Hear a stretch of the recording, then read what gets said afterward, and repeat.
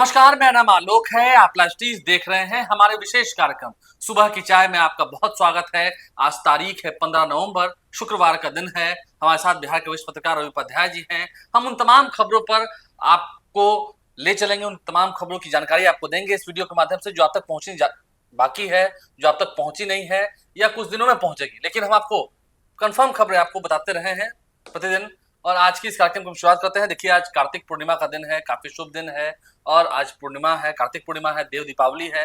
आप सभी को कार्तिक पूर्णिमा और देव दीपावली की हार्दिक बधाई। लोग गंगा स्नान करते हैं, दान दक्षिणा देते हैं और दिन का शुभ हो, आगे उनके परिवार में सुख उन्नति आए, इस बात की हम कामना भी करते हैं।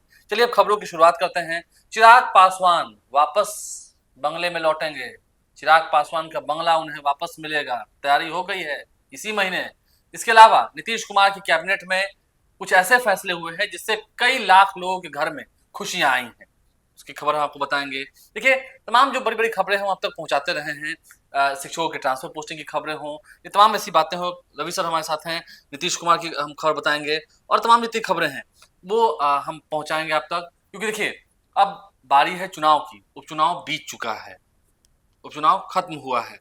अब इसके अलावा समझ सकते हैं रिजल्ट होगा, फिर विधानसभा का सत्र भी होगा। हम खबरों की शुरुआत करेंगे। काफी ऐसी खबरें हैं जो पहुंचनी जरूरी है। रवि सर हैं, चिराग पासवान का बंगला उन्हें मिलने वाला है, तैयारी पूरी है। देखिए, निश्चित रूप से 3-4 वर्ष के बाद, समझ लीजिए 3 वर्ष के बाद जो है सो आपको चिराग पासवान अपने जिसमें वह बचपना गुजारे थे, जिसमें वह बचपन के दिन को, उस समय नेता उता कुछ नहीं थे, उस समय बच्चे थे, उसमें दौड़ते थे, हमको याद है वह दिन। तो वो मकान वो उनके दिल और दिमाग और भावना से जुड़ा हुआ है। तो वह 1 नंबर व्हीलर रोड जो आपको शहीद पीर अली मार्ग में है, एयरपोर्ट के ठीक बगल वाला, बिल्कुल जहां पर पशुपति पास रहते थे। हाँ, उनके चाचा, वो खाली हो चुका है। वो खाली हो चुका है। ये तो चाचा को वो अब ऑथोराइज्ड है कि अनऑथोराइज्ड है, यह विवाद का विषय बना हुआ है और सरकार ने उसको अनऑथोराइज्ड मानते हुए चिराग पासवान की पार्टी लोक जनशक्ति पार्टी रामविलास को फिर से आवंटित कर दिया है। तो ऐसे में अब 28 नवंबर को पार्टी का स्थापना दिवस है। पार्टी का स्थापना कौन किया था? उनकी पार्टी रामविलास पासवान। रामविलास पासवान की यादें वहां से जुड़ी हैं, उनका संघर्ष वहां से जुड़ा है। चिराग पासवान ने बिहारी फर्स्ट जो यात्रा निकाली थी, वहीं से निकाली थी। वो तो उनके मरणोपरांत 2021 में जब पार्टी टूटी, क्या हाल हुआ आपको सब मालूम। तो वही देखिए, अब उसमें जिसमें वही हम कह रहे हैं कि वह 28 नवंबर को लोजपा का स्थापना दिवस है, लोक जनशक्ति पार्टी रामविलास कह लीजिए, लोजपा कह लीजिए, स्थापना दिवस है। उसी दिन वो लोग पूरी माने तैयारी के साथ वो लोग उसमें जाएंगे। चाबी उनको विभाग की ओर से मिलेगा और उसमें जाएंगे और उसमें तमाम पूजा पाठ जितना भी है, स्वागत सत्कार, हर्षोल्लास जश्न जो मना होगा वो 28 नवंबर को मनेगा। निश्चित रूप से बड़ी उपलब्धि है। हाँ, 28 नवंबर को अपने बंगले में लौट जाएंगे, जो कंफर्म खबर है। देखिए, ये खबर अभी तक कहीं छपी नहीं है, लेकिन पक्की खबर बता रहे हैं। ऐसे तो कई सारी खुशियां हैं। देखिए, नीतीश कुमार के कैबिनेट में जो फैसले उससे खुशियां हैं। जो केंद्रीय चयन परिषद की माफ कीजिएगा, जो चयन परिषद की ओर से, बिहार चयन परिषद की ओर से जो रिजल्ट जारी किया गया है सिपाही भर्ती का, उससे खुशियां हैं। तो खुशियां तो हैं, लेकिन चिराग पासवान की खुशी लौटने वाली है। देखिए, उनका स्ट्राइक रेट भी सर काफी अच्छा रहा। 5 के 5 सीट वो जीत गए, जमुई, समस्तीपुर। इसके अलावा देखिए, वो खुद जीत गए हाजीपुर से, खगड़िया, वैशाली। वो सभी उनके जो 5 उम्मीदवार थे वो सांसद हो गए, चुनाव जीत गए। लेकिन अब चिराग पासवान को उनका बंगला भी वापस मिलेगा, मिल चुका है। और 28 नवंबर को पार्टी के स्थापना दिवस के दिन ही वो उनकी बंगले में, वही 1 व्हीलर रोड एयरपोर्ट के बगल वाला जो उनका पार्टी कार्यालय रहा है, वो वापस हो जाएगा। बिल्कुल, ये निश्चित रूप से ये बड़ी उपलब्धि है और उनकी भावना से जुड़ा हुआ है। इस बात कहीं ना कहीं वह मकान में प्रवेश करने से, उस मकान में आप देखिएगा कि चिराग पासवान को इतनी माने खुशी होगी कि इसका कोई हिसाब नहीं। वही नहीं, उनकी माता श्री को भी खुशी होगी। उनके परिवार में एक बड़ा माने उत्साह, एक बड़े खुशी का माहौल होगा। ये होली और दीपावली होगा 28 नवंबर को उनके लिए। चिराग पासवान उतना भावुक भी हो जाए, केंद्र में मंत्री हो गए, पहले उनके पिताजी थे। उनसे ही सीख कर, संघर्ष को देखकर वो खुद उन्होंने संघर्ष किया, काफी संघर्ष किया, मेहनत किया, अकेले लड़े सबसे, और लोग उनके साथ रहे, टिके रहे। चिराग पासवान के साथ लोगों ने अपना प्रेम बनाए रखा। लोग तो उनके ही साथ हैं। लोक जनशक्ति पार्टी के जो लोग हैं वो चिराग के साथ हैं, ये सही बात है। चलिए अब आगे बढ़ते हैं। नीतीश कुमार की कैबिनेट में भी बड़े बड़े कल फैसले हुए थे। तमाम जितने सरकारी कर्मचारी हैं उनका डीए बढ़ा दिया गया 3%। खुशी की लहर है सबको, महंगाई भत्ता बढ़ गया। देखिए, ये नीतीश कैबिनेट का जो फैसला हुआ बीते दिन, वह जो है सो एक बिहार के उस तमाम सरकारी कर्मचारियों के लिए उन्होंने खजाना खोल दिया और वो एक बड़ी बड़ा अचीवमेंट माने हम कहेंगे सरकारी कर्मचारी और पेंशन जो भोगी हैं उनके लिए भी, दोनों के लिए। अब आप इसमें ऐसे समझ लीजिए, सरकारी कर्मचारियों के डीए में 3% की वृद्धि की गई है, इजाफा किया गया है, जिसमें महंगाई भत्ता जो जो पहले 50% मिलता था सरकारी कर्मचारियों को, वह अब मिलेगा 53% बढ़ करके। तो 50 कहां और 53 कहां, तो आप देख लीजिए कितना इजाफा हुआ। इससे इससे जो है सो 10 लाख सरकारी कर्मचारी तो हैं, इससे 5 लाख शिक्षकों को भी लाभ मिलेगा। साथ ही आपको तमाम जितने बिहार सरकार के जितने कर्मचारी हैं, बिल्कुल जितने पेंशनधारी हैं, बिल्कुल सभी को, निश्चित रूप से, और चाहे वो ये एमएलए से क्यों ना रहे। हाँ सबको मिलेगा, सबको, सबके लिए जो है सो एक बड़ी बात है। और इतना ही नहीं, इससे यह भी समझ लीजिए, इसमें 5 लाख शिक्षकों को लाभ तो मिलेगा, इसके साथ ही 5 माह का एरियर भी मिलेगा, एरियर भी मिलेगा, और ये उनका पैसा भी बढ़ेगा। तो ये, और ये एरियर जो है सो 1 जुलाई 2024 से आपके लिए शुरू हो जाएगा। हाँ 1 जुलाई 2024, अभी जो बीत हाँ, गया बिल्कुल उस समय से ही उसका हाँ एरियर, उसका हाँ, एरियर मिलेगा आपको। तो समझ लीजिए क्या पैसा मिलेगा, क्या राशि, सब मिल जाएगा, हिसाब हो सब, जाएगा। हाँ सबको 1 जुलाई 2014 से जोड़ करके मिलेगा। तो ये कल सबकी नीतीश बल्ले कुमार, बल्ले, हाँ, कैबिनेट में काफी बेहतरीन प्रस्ताव पारित हुआ है, बल्ले बल्ले। इसके बाद देखिए ना भाई, ग्रामीण कार्य में भी हमने देखा था, ग्रामीण कार्य में जो सड़कों का सुदृढ़ीकरण है, जो सड़कें सुदृढ़ नहीं है गांव में, अभी बाढ़ भी आई थी, काफी सड़कें क्षतिग्रस्त हुई हैं, उनको सुदृढ़ करने के लिए एक नई पॉलिसी ले आए हैं सरकार। बिल्कुल, वो भी उसके लिए भी राशि में मुक्त कर दिया, विमुक्त कर दिया गया। हाँ बिल्कुल, यानी कि गांव में भी अब सड़कें जो है वो अच्छी बनकर तैयार हो जाएंगी। जो सड़क बिजली पानी के लिए सरकार जानी जाती है, बेहतरीन सड़कें तो हैं ही, लेकिन जो सड़कें क्षतिग्रस्त हैं, चुनाव तो बहुत दूर है, उससे पहले उन सभी सड़कों का मरम्मत कर देना है, और एकदम वैसे ही जैसे नीतीश कुमार की जो सरकार की यूएसपी रही है, उस यूएसपी को जिंदा रखना है, उससे कोई कंप्रोमाइज नहीं होगा। ये भी एक एजेंडा पास हुआ था कल, कई सारे एजेंडा पास हुए हैं। अब देखिए, जो सिपाही भर्ती की बात थी, रिजल्ट था, वो निकल गया है, इससे लाखों लोगों के घर में खुशियां आई हैं त्योहार के बाद। देखिए ये जो है सो केंद्रीय चयन पर्षद के ने सिपाही भर्ती का परिणाम, सिपाही भर्ती का रिजल्ट जो है सो जारी कर दिया है।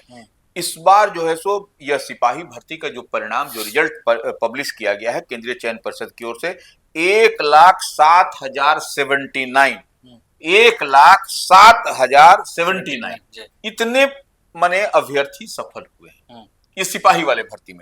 तो ये समझ लीजिए, या और देखिए इसके लिए और हम थोड़ा बता, नौकरी हो गई, सबकी नौकरी। अब उसके बाद, अब इसमें देखिए इसकी परीक्षा कब हुई थी, 28 अगस्त, ये परीक्षा हुई थी 7, 11, 18, 21, 25 और 28 अगस्त को, पिछले दिनों। तो ये आपको अगस्त माह में, और उसी का परिणाम निकला है। तो बहुत तेजी के साथ सरकार जो है सो भर्ती की जो पॉलिसी है, जो अपॉइंटमेंट नौकरी, सरकारी नौकरी की जो बात होती है, तो वह मिशन मोड में काम कर रही है। इतनी बात समझ लेने की है, इतनी बात समझनी होगी। देखिए, जो केंद्रीय चयन परिषद की ओर से, मैंने शुरू में कहा था, हालांकि थोड़ी लगता है हिचकिचाहट हो गई थी, लेकिन केंद्रीय चयन परिषद की ओर से जो रिजल्ट है वो जारी कर दिया गया है, और लाखों लोगों के घर में खुशियां आई हैं। ऐसे तो बहुत सारे लोगों ने फॉर्म भरा था, लेकिन उन सभी की रिजल्ट आ चुकी है।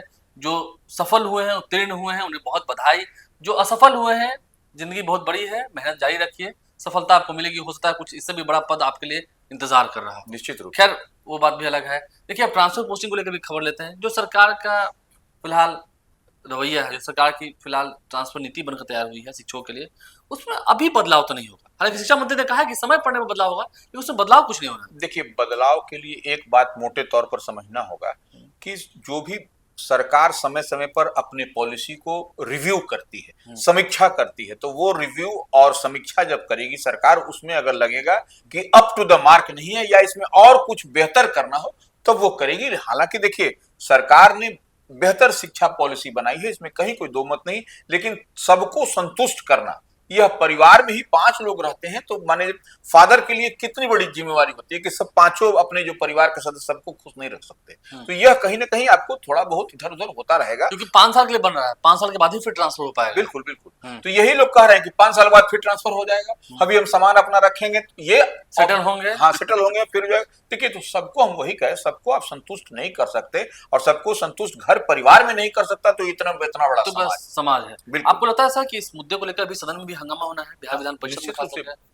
देखिए, बिहार विधानसभा का सत्र जो आपको चलेगा 25 तारीख से, हाँ, तो 25 नवंबर से, उसके बाद उसमें निश्चित रूप से जो सत्ता पक्ष हो या विपक्ष हो, इसको बिहार विधान परिषद जो उच्च सदन होता है, उसमें निश्चित रूप से शिक्षकों का मामला आपको छाया रहेगा, इसमें कहीं कोई दो मत नहीं। चलिए, ये मामला भी खूब गरजेगा। आज प्रधानमंत्री नरेंद्र मोदी भी बिहार आ रहे हैं, बिल्कुल। ये उनका दूसरा दौरा होगा।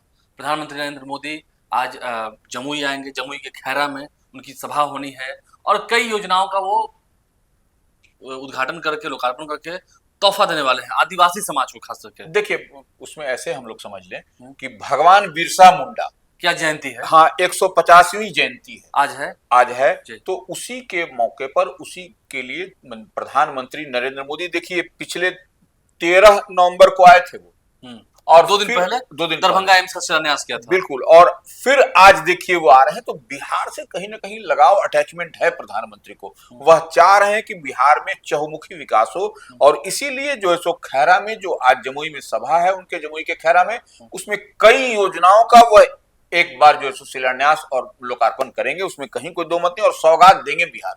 यह एक बड़ी बात है, और उसके लिए देखा जा रहा है। बगल में झारखंड में चुनाव हो रहे हैं अभी। देखिए, इसका असर उस पर जरूर पड़ेगा। हाँ, निश्चित रूप से वह, लेकिन वह डेवलपमेंट की बात हो रही है, बिहार के चहुमुखी विकास की बात हो रही है, और डबल इंजन की सरकार की बात विपक्ष करता है कि डबल इंजन की सरकार है तो क्यों नहीं विकास पर सवाल खड़ा करता है। तो यह कहीं ना कहीं आप देखिएगा कि ये जो डबल इंजन की सरकार है, बिहार को कुछ न कुछ तोहफा देते हुए, अभी 2 दिन पहले ही आप देखें कि 13 तारीख को क्या प्रधानमंत्री ने तोहफा दिया, दरभंगा एम्स का शिलान्यास हो गया। तब अब जल्दी से काम तेजी से शुरू होगा। निश्चित लेकिन आज भी लगता है कि ऐसे बड़ी बड़ी बातें होंगी और पॉलिटिकल बातें भी होंगी, क्योंकि बिहार में भी तो चुनाव बीत गए। ठीक है, 4 सीटों पर चुनाव थे, वो चुनाव खत्म हो गए। 13 नवंबर को ही वोटिंग हो गई। अब तो 23 को देखना होगा रिजल्ट क्या होता है 4 सीटों पर। 25 से विधानसभा का सत्र भी है, तो सत्र में भी काफी चहलकदमी होगी, चर्चाएं बढ़ेंगी। लेकिन प्रधानमंत्री आज जो बोलेंगे उसका भी असर दूर तक जाएगा। झारखंड में क्योंकि आरजेडी भी चुनाव लड़ रही है, जेडीयू भी चुनाव लड़ रही है। बिल्कुल। देखिए, भारतीय वो एनडीए गठबंधन, एनडीए अलायंस के तहत झारखंड में भी चुनाव हो रहा है, तो वो मजबूती के साथ वहां पर बेहतर स्ट्राइक रेट रखना चाहेगी एनडीए। तो वो वहां पर, तो ये यहीं से प्रधानमंत्री जब सभा करेंगे, जब बोलेंगे, तो निश्चित रूप से उनका बात का डिलीवर झारखंड में भी होगा, इसमें कहीं कोई। नीतीश कुमार उनके साथ मंच पर मौजूद होंगे, सब लोग नीतीश कुमार रहेंगे, वहां के सांसद हैं अरुण भारती, वो रहेंगे, चिराग पासवान तो रहेंगे। बिल्कुल। बिहार के महामहिम राज्यपाल राजेंद्र विश्वनाथ अर्लेकर वहां मौजूद होंगे। तमाम जो नेता हैं वहां मौजूद रहेंगे मंच पर, तो देखना होगा। लेकिन एक बात है, आज कार्तिक पूर्णिमा है। हाँ। तो लाखों लोग आज देखिए गंगा जी के घाट पर सुबेरे से स्नान कर रहे हैं, स्नान ध्यान में दान कर रहे हैं, दान पुण्य लाई खाते हैं। आजकल बिल्कुल, लोग लाई खरीद कर आते हैं, खाते हैं, खरीद कर लाते हैं। तो सबकी अपनी अपनी सांस्कृतिक परंपरा रही है, और बिहार की ये संस्कृति, हमारी जो परंपरा है, वही हमें औरों से थोड़ा अलग बनाती है। बिहार वो धरती जहाँ भगवान बुद्ध को बुद्धि मिली, हम उस धरती को नमन करते हैं, और बिहारी होने पर हमें काफी गर्व महसूस होता है। आगे खबरों का सिलसिला भी जारी रहेगा पूरे दिन भर। क्या कुछ नेता कहेंगे, भाषण देंगे, उन तमाम के संबोधनों से आपको अवगत कराते रहेंगे। क्या कुछ राजनीति हो रही है, उन तमाम राजनीति की बातों से भी आपको अवगत कराते रहेंगे। हमारे चैनल को सब्सक्राइब कर लें। आज के लिए इतना ही। अगर इस वीडियो को फेसबुक पर देख रहे हैं तो पेज को लाइक करना ना भूलें। धन्यवाद।